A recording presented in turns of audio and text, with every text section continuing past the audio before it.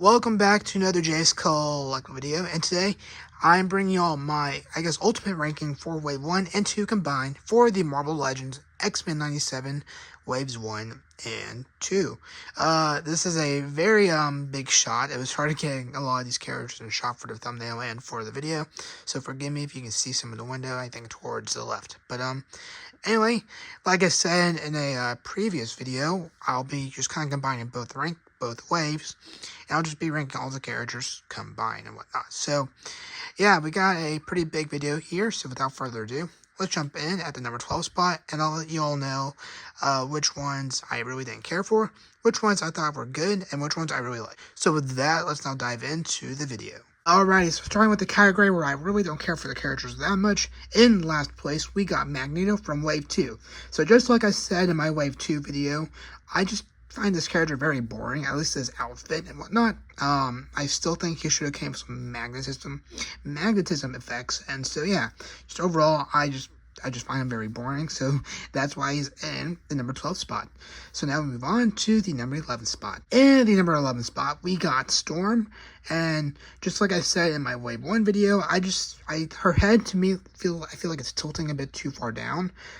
That could just be me, and then also, I'm not a huge fan of the cape material they use. It just feels a little too cheap for me. So let me know if that's just me, or if you all agree with me if you have Storm in your collection. So that's where she ranks in the ultimate ranking. Let's now move on to the number 11 spot, or number 10 spot. At the number 10 spot, we got Goblin Queen, and this is a character I don't know why, I just don't find her character too interesting. I do like the baby Nathan that she comes with, but besides that, I just find this one also a bit boring for some reason. So yeah, that's where she ranks in my Wave Ultimate ranking. And now we're going to move on to the number 9 spot. Alright, so this starts the category where I think the characters or figures we got were actually pretty good. They're not my favorite, but I think they're good. So at the number 9 spot, we got Magneto. Just like with the purple suit Magneto, I feel like he should have came with some magnetism effects. He could have came with extra head, because the other one does, but this one doesn't. But besides that, I still am quite happy with how he turned out. I just think there's some other characters in this list that are a bit better than him. So that's where he ranks. So now we move on to the number 8 spot. Okay, so at the number 8 spot, we got Jean Grey, and just like Rogue, I'm not quite sure how you could represent her powers. She does come with some hand accessories and an extra head to represent Madeline Pryor or Jean Grey. But that's all she comes with. So it's just, you could say it's kind of boring, but I'm still happy with how she turned out.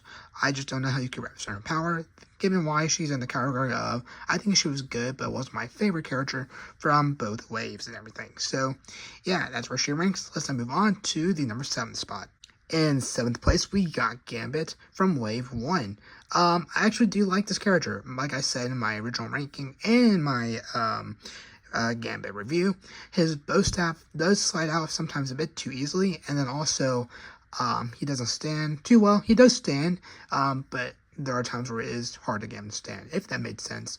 Now, I do like the card effects, especially the one where he's throwing 3 of them. I really like that hand accessory, and like I said in my Wave 1 ranking, that's a good example where the hand accessory was used in a very good way and whatnot. So, yeah, that's where Gambit ranks in my ranking. Let me know where he ranks in your all's ranking. And so, yeah, with that, now move on to the number 6 spot. At the number 6 spot, we got Rogue, and just like Jean Grey, I really don't know how you represent her powers.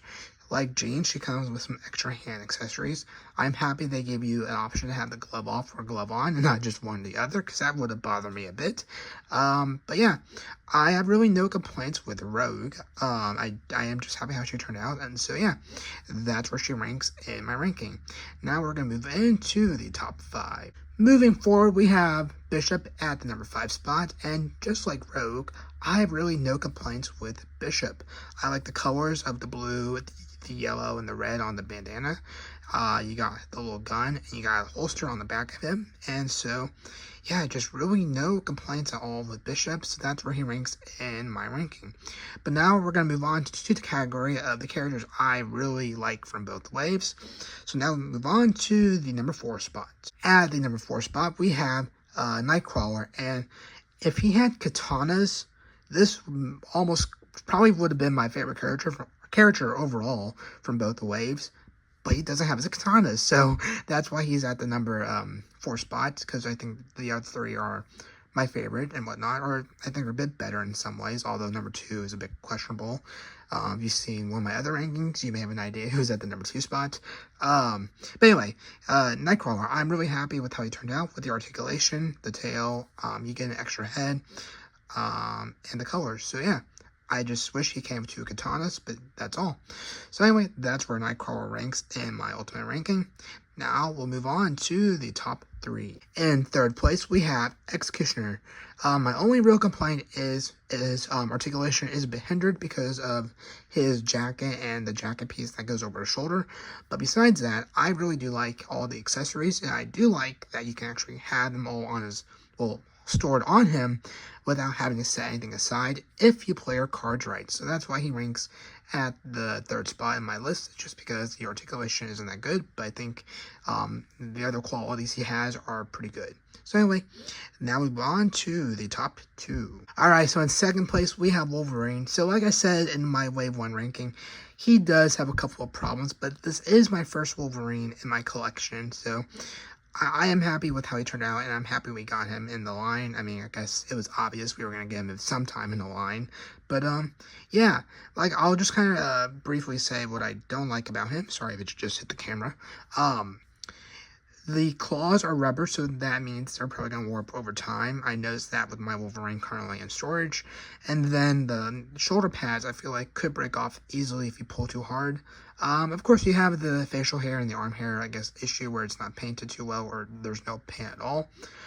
But all those aside, I am still happy with how he turned out. And I can't wait to get the Deadpool Wolverine Legend character that will be coming later this year.